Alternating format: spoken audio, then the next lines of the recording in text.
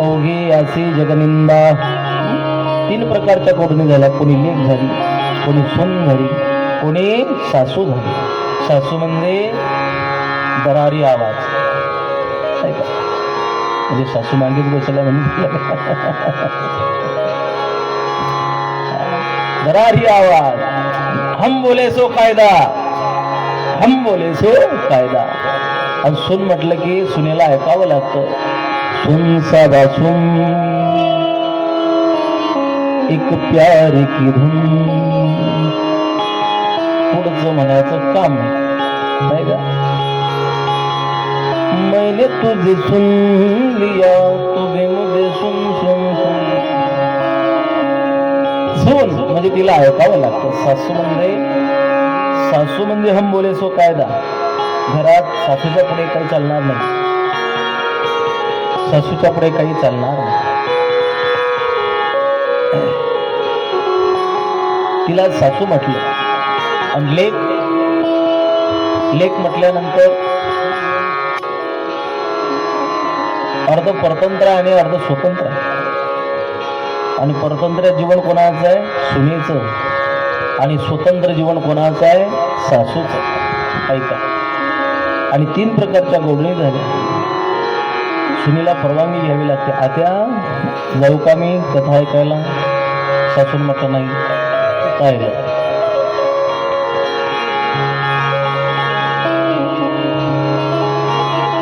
लेक जर कधी सासरून आली, माय म्हणते जरा बेटा पाणी घे, शरबत घे, मग जा जो ऊन तडाख्याचं तपते. शांत झाल्यानंतर जायचं. मुलगी काही ऐकत नाही. म्हणजे हिला अर्ध स्वतंत्र आणि अर्ध परतंत्र आहे. सुनेला ऐकावं लागतं. तीन प्रकारच्या गवळणी झाल्या बाबा. नाथरायानं श्रीमद भागवत कथेमध्ये एकनाथी भागवतामध्ये वर्णन केलं, ओवी दिली. त्या जाण वेदगर्भीच्या श्रुती रूपीनं ही महत् प्राप्ती. त्या परतल्या निकी माझी सुख संगती व पदीची ना. वेदालाही नाही कडला, अंत प्राणयाचा कानळा. राजा पंढरीचा. जगाच्या मालकाला त्या वेदातल्या ऋचांना कळाला नाही. म्हणून त्या तीन प्रकारच्या झाल्या. तुझ सगुण म्हणू की निर्गुण रे. सगुण निर्गुण एक गोविंदू रे. अनुमानना अनुमानना अनुमानना.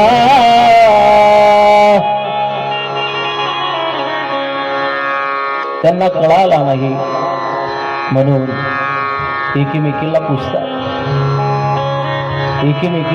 निरोबारायची गौडण आहे. सखी पुसे सखीसी योगे झाली 28. अध्यापिकर कटावरी कर भिवरे तिरी संत सभा.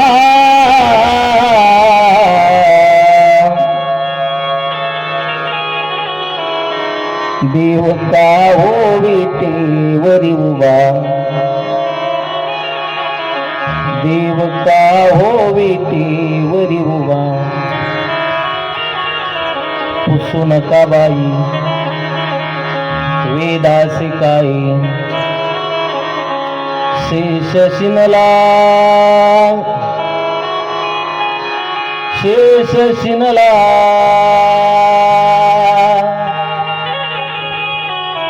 झाल्या सहस्र जिबा.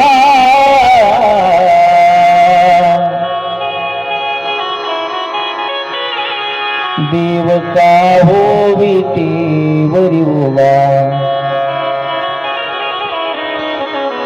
देव का होवितेवरी उभा. देव कळला नाही, वेदाला कळला नाही. म्हणून त्यांनी आनंद घेतला, गौडणी झाल्या. आणि परमात्म्यानं खुडी केली, चोरी केली, लीला केली गोकुळामध्ये. आणि त्याचंच वर्णन केलं. चरित्र ते उच्चारावे केले देवे गोकुडी. गोकुळामध्ये चरित्र केलं भगवान परमात्मा. देव रांगायला लागला, रांगत असताना पुढी करायला लागला, चोरी केली. कोणाच्याही घरात परमात्म्यानं चोरी केली नाही, देवाने कोणाच्या घरात चोरी केली. ऐका, जे घर नवविध भक्तीनं परिपूर्ण भरलेलं आहे, ज्या घरामध्ये साधना आहे, उपासना आहे, परमात्म्याचं चिंतन आहे, अशा घरामध्ये जगाच्या बापानं चोरी केली. घर पाहुणी एकांताचे नवविधा नवनीताचे. नवविध भक्तीने जे घर परिपूर्ण भरलेलं आहे, अशा घरामध्ये जगाच्या बापानं चोरी केली. अरे डेरा फोडला, पण कोणता डेरा फोडला? दंबाचा डेरा फोडला. देवाने दंबाचा डेरा फोडला. कुलूप तोडलं, मायेचं कुलूप तोडलं घराचं. अरगळा काढली क्रोधाची, अरगळा जगाच्या बापानं काढली आणि चोरी केली जगाच्या बापानं. कुणाच्याही घरात नाही. जे घर विकार रहित घर आहे, त्या घरामध्येच परमात्म्याने चोरी करावी. कुणाचंही भगवान परमात्मा चित्त चोरत नाही. ज्यांनी रात्रंदिवस परमात्म्याचं चिंतन केलं, त्याच गोडणीचं चित्त जगाच्या बापानं चोरलं. ऐका, म्हणून वर्णन केलं. हरिले माझे हरिले चित्त, हरिले माझे हरिले चित्त.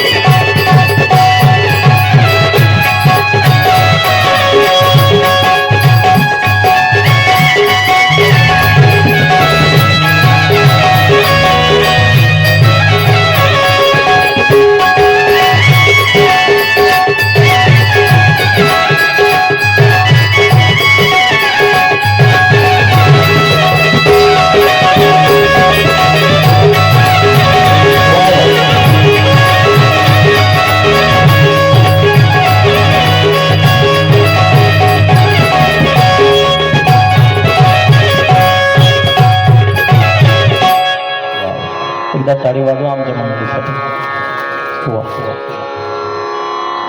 त्याला म्हणतात तबला वादक, त्याला म्हणतात अर्गण वादक.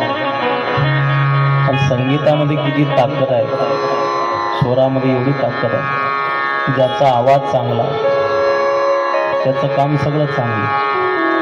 आता आपला आवाज भसाळे आहे बाबा. परमात्म्यानं ज्याला आवाज दिला, खरोखरच तुमचा आवाज कोकिळासारखा. तुम्ही मागच्या जन्मात साखर कारखाने डायरेक्टर होते, म्हणून एवढा गोड आहे तुमचा आवाज. ऐका, भगवान भी कोई अजीब चीज है. जो गला देता है ना, वो दिल और दिमाग के बीच देता है गला. कोणालाही कला साध्य देत परमात्माची कृपा लागते.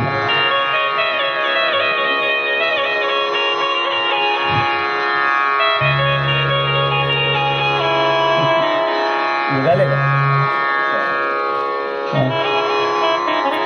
या आराम. गोपाल कृष्ण भगवान की जय.